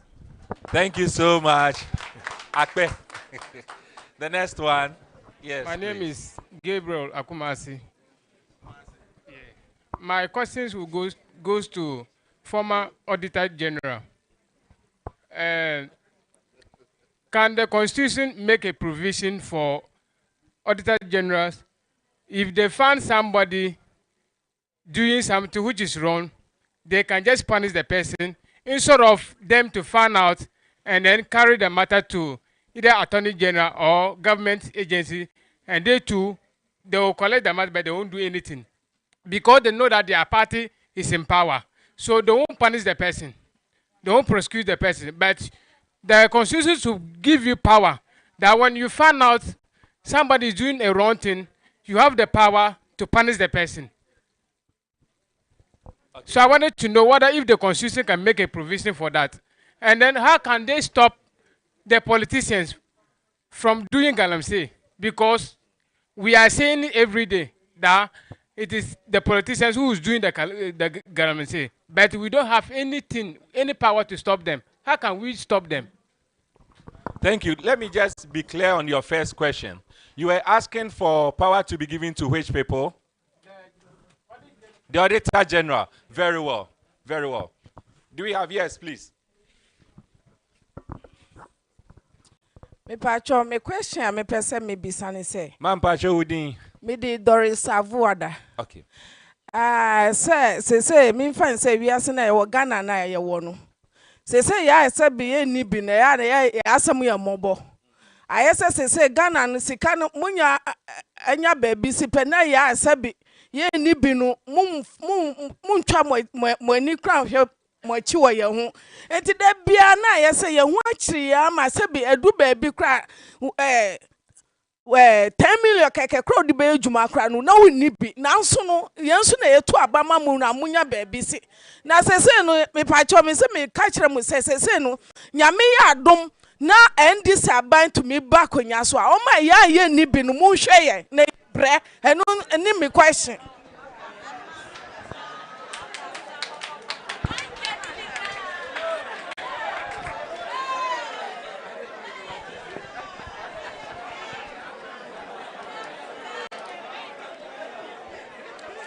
Hello. Pacho, your friend me, Salif Baba Isa. Okay, the last question, me Pacho. Madam Doris Yate. Last question, yes. Asama bi ba be bisa ne say ejuma. Me pa mo cho. Ebusiafo. Hello. Hello. Me pa cho mo ma yenwie na nyefe. Why? Last question. Your friend Salifu Baba Isa. Miss question me bisa. Say corruption amasha say ekun ntokoi. Mpesa me bisa say mo asha say ebedu baby na esi anase it will continue when other government comes. Because recently during this MPP government as a peace council, whatever is going on within this party, omaye di omun kebi omun country I say ebia ye pe aban bi ne pe aban bi asem. It has mo asha say mu de mi pese mi bisa say kwakosi ewie anase mu yan wie an mo atwa so mu nya bio. Say the peace council for and bibi ba mu ntimi kasa recently and they on be parliament and me say peace council ba be meeting parliamentarians for no. Me question me bisa. Me da se pa. Okay, the special dispensation, but meba also. Me da se minua. In Pacho, a number of questions have been asked. Ebi mo nso your comment anyway. How do we fight petty corruption? The second one no talks about judiciary. And then third one no says, how did Ghana get here? You're more of comments. Then in Ghana you do Hanmo. The thoughts will be about how possible is it to develop the gold, Dr. Chris. And then the other one is also a comment talking about the youth are not angry enough. You know, me uncle summarize it there, me mama can ever kasa nim no. Ni tofa ne say Mr. Domlevo ye mano akwinya to be Auditor General and any other capacity obejiana. Okay.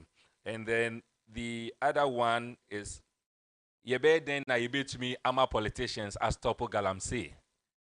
And then Auntie Doris there or send a message to say NDC for power. In fact, at a point I know or Kasana make come to me say, Mami misfire. We are innocent people here. But that is fine. That's fine. Then the other one, which is so interesting, and in fact, and no, especially, remember Mr. Domlovo answer because we've been talking about this and he's been reminding me of it so much. Whether or not there will still be a continuation of activities from Crusaders against corruption Ghana, whether irrespective of which political party is in power. Mebuana, that's the question. Yo, thank you very much. Reverend, thank you very much. Waka. Utiemia, me can say corruption.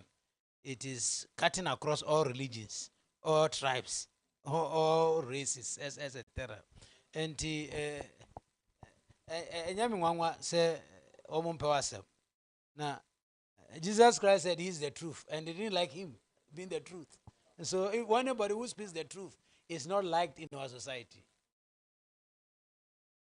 The people who can turn their mouth left and right like the road from Accra coming, how the road turn like this, they are the people who are liked in our society.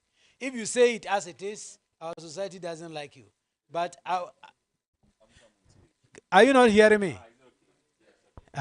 So our society doesn't actually like people who are truthful.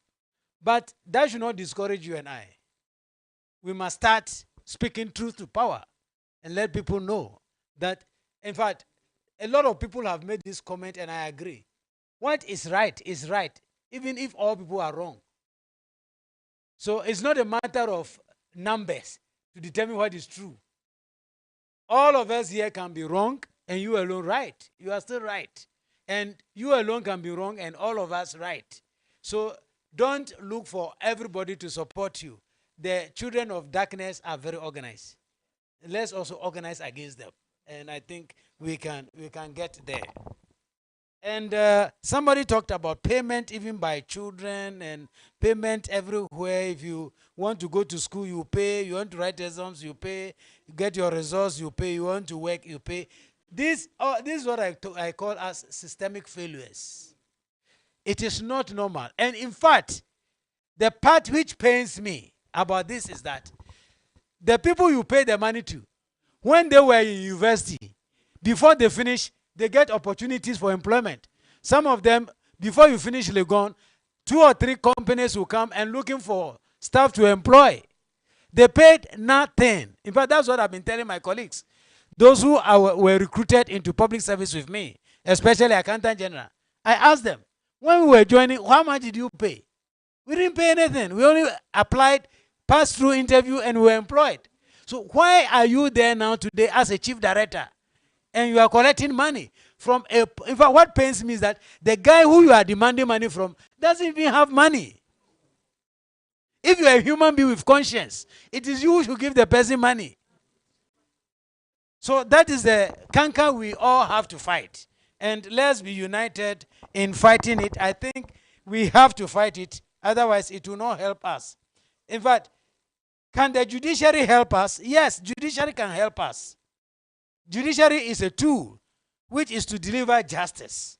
And at the end of the day, we have to hold the judiciary accountable to tell them the way you are going is not helping us. We must tell them by the face. We must look at them and tell them. Like I heard the former Chief Justice is saying that they have become too predictable. It's not good. We must have a judiciary in which we have confidence. But you see, if we have a judiciary where people lose confidence or hope and trust in, it means that it becomes survival of the fittest. You hit me, I hit you back. Is that the type of society we want? No. So let us call out the judiciary. When you go to court and they say pay money for so and so, come and report to us. We will expose the person. We will take the person on. We will make it known. If you fear, don't worry, give me the information. I will go out and let the people, the country know that this judge is corrupt. Let's start calling them out. If we don't do that, you and I, we will continue to suffer what we are suffering now. How did we get here? Very simple. We got here because there have not been any consequences for misbehavior. Whenever you tolerate misbehavior, it keeps growing. That's why I told you that when I was in the treasury in the early 90s, they were stealing some thousands. Those days it was millions. But remember, it was before Kufuor converted the money, 10,000 to 1 cedi. So if you convert it to today's money, some few thousands they were stealing. Then it was changed to the second year, third year, and now we are in overdrive because there are no consequences. In fact, Ghana's story is said that, to be honest with you, since I left office as Auditor General, I've been supporting across the globe. I've gone as far as Fiji. I've gone to the Caribbean, etc. I'm supporting several African countries and non-African countries. You go to some places, they hear the story and they tell you that, tell me this story is not true. And you say it is true. They say, Ghana, how? You mean a minister has so much money in his house? Then what about the president? And say, please go investigate him for me. I don't know. They ask one person has that amount of money, and part of it was even stolen to that extent. And they say, well, I have no idea. So that is it. I agree with you. Your example that, Chief, you gave about your animals rejecting bad food or the food they don't like. So if animals can even do this, what about we human beings? We must take our destiny into our hands. And there is a warning I've been raising to the leadership of this country. I said, well, if you are treating people badly and they don't react, don't assume that they cannot react. If you continue pushing people till you push them to the wall, the animal in them will come out. Don't say, as for him, he's a gentleman, so you can continue stepping on his feet. The day he decides that he will die with you, you will see something else. So I've been telling leadership, don't take people for granted. The power belongs to people. There are countries in which there were disturbances. I thought you all saw Kenya. The police thought they were having the upper hand. When it reached a point, they were running with their guns. We don't want to reach there. That's why I think the accounts have a nice proverb. If you see that your friend's beer is burning, you put water by yours so that it doesn't burn. Is that not it? So we have seen this. We should take cue from it and start treating people like human beings.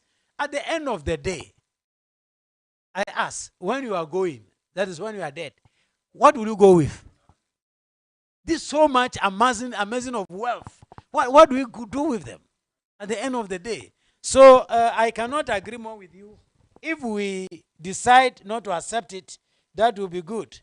My sister asked in Ewe that she's aware of the treatment that I went through, finally removed from office. And she asked if I'm given an appointment again, if I will take. Yes, if you give me an appointment, I'll take, madam. So you employ me, madam, I will take it. But on a more serious note, since I left office, I've been serving different governments across the globe. Why not home? I've even said that I'm ready to serve Ghana for free. So there is no way that there is an opportunity to serve my country. I say no. If you don't build your father's house, who will build it for you? So that one, that is the answer. And the one who said that they are suffering when NDC come, I think he knows the NDC people. You will tell them for you. I don't know. Yes. Then the last one that I'll respond to, are we going to sustain the fight? In fact, if you ask my brother here, it is always a discussion I've been making with him. I said, don't behave like the freedom fighters of yesterday. There were some people who were vocal. In fact, what do you call them? Peace Council, Christian Council, Catholic Bishops Conference, my own archbishops. Some of them were very vocal. Today, I wonder what is happening, and they are all gone quiet. I wonder, anytime you meet them, ask them, are they observing table manners? Are they also eating? That's why they can't talk.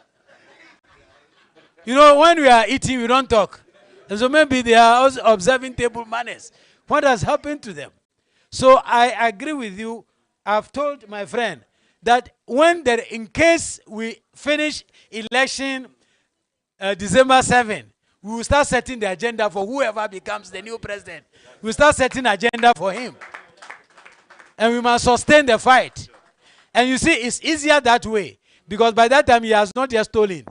So when you talk, they listen. But when their fingers are already inside, when you talk, they don't listen to you. Thank you very much. No, I think that I just want to say that Mr. Donovan has said a lot, answered most of those questions already. And the only question on this is a whole long topic, as I said initially, but it's been done at other places, and other minerals are even used, which are more dirtier than gold. So that's the answer I will give here. We'll find an opportunity maybe one day on this crusade, because it's a very strategic issue, and then maybe the Crusaders will take it over. I will be pleased to deliver on it. Thank you. Thank you so much. I promised my brother the last question. You still want to ask the question? You want to, so please give it to him. Let's quickly. Nipacho Efrem Ibrahim Ahmed. Minu bi aka galamsey asem wo akire. For me so nka me adwen kakra o galamsey ne ho ne se aban sa ni galamsey ni mu a nka ma adwen kire no galamsey ye betimi atu ni simple. First ordinipa bi a minister ohwe asase de ye nyini mfio. Police ni a owo kro na yetu galamsey no ye nyini mfio. MC a oho ye nyini mfio. Environmental ye nyino, because se police ni che ogalawe bebrea ontimi fa asem nko court. Why you used to the people? Nti se appointee obi bi a be say 2 months. Untimi nko na anim for bribery. Se wo ko bribe no. Nti ono be ye na adwuma ni ye. Ebe ma galamsey no etu atwa medamase. Thank you so much. So that's a comment. Enyano medamase pan and so maminso memma yempenyimfo the very last comment to make. Comment is going to be based on question I may be someone. 2 questions. Now, person more answers and they're very, very brief. The first one has to do with judiciary, any parliament in Semekosi. We want to know their take on it. Very brief. And then the final one, we are in an election year. 2024 December 7th. Nyame adoma yekwa kotwaba. Yempo, we have a lot of corruption going on, and it is affecting all of us. What is their advice to electorates? These are the two questions. Thank you. I am an accountant. In accounting, we have something we call last in, first out. So answer the last question first before going to the first question. We have FIFO, first in, first out, then last in, first out. I want to use last in, first out. Well, with regard to the election which is coming, I've already told you, use the father concept to determine who you vote for. When they come to you making promises, don't just allow them to tell you anything and go. Tell them, how are we going to measure this and get that concrete evidence? For instance, if somebody comes and says we are going to fight corruption, ask him how. For instance, if your minister buys a car within the first 1 or 2 years, will you deem that corruption? Or it is not corruption? What are the indicators that we shall use? And if you fail, what should we do to you? Because mind you, 4 years' time, they will come back. So they should tell us exactly how do we measure their performances. And what do we use? In fact, in English, we talk about key performance indicators. What are the indicators? If you say you are fighting corruption, what are you going to do? For instance, the Auditor General's report is plagued with so much corruption issues. When are we going to get a president who will direct the Attorney General and say, go after them, jail them for me, and collect the money? So we need concrete activities that they are going to do, not just a promise that I'll fight corruption. That is the last one. The first one, he talks about the judiciary and parliament. I thought he should not lead me into temptation. But the guy is leading me into temptation. To be very honest with you, this is my blunt thought, unedited. I think the interpretation of Article 97, which says if you are a member of parliament on a political party and you want to remain as an individual or independent candidate, or you are an independent candidate and you join a political party, then you should vacate your seat. I am very neutral about the interpretation, because the two interpretations all have problems from my point of view. One, if you say that once you come as an MPP, you can't change to NDC, you can also become an independent. It means that once you join one political party for life, that's what it must be. I think that is a challenge from my point of view. It defeats the basic principle of freedom of association. Even our dear Kurayijai. So, I didn't say go and stop your marriage. I'm saying, so at a point in time, if you don't believe in the ideas of the party anymore, you should have your way of going. Okay? But the other side also is a problem for me. If we say that once you join, then you lose your party, it's a problem. But then if we say allow it, it means that today I can be the NPP member of parliament and be campaigning against MPP because I will now be in a different party. So I'll be NDC parliamentary candidate or independent candidate campaigning against MPP. When we come to parliament, I come and sit with them. When we close, I continue campaigning against them. If I am popular, come December 7, I will be elected. Then I become 2 in 1. Mind you, the MPP, MP, and NDC MP elect. Me alone. I find it also very problematic. So if we go left, there is a problem. If we go right, it's a problem. It is for we, the people of Ghana, to choose. What do we want? And that must be clearly stated in law. So to me, what happened in parliament, I don't have problem with it, except to say that a lot of people were saying speaker has no mandate to interpret. And say, go and read Article 34 of the Constitution. It mandates even you and I to interpret the Constitution. So it's not true. If you don't agree with the interpretation, then the Supreme Court comes in to interpret for us. That's when there's a conflict of understanding or interpretation. But if that is not there, then there is no problem. Then the judiciary, I hope I've made my point already clear, that I'm speaking as a layman, I'm not a lawyer. But my understanding of Article 2 of the Constitution is that, first and foremost, the Supreme Court is supposed to make a determination to say your interpretation is wrong. Then they give orders. Now they have not yet ruled, and they have given orders. So should we take it that they have finished ruling? So that is where I have problem with the judiciary. Maybe the learned people will help me to understand.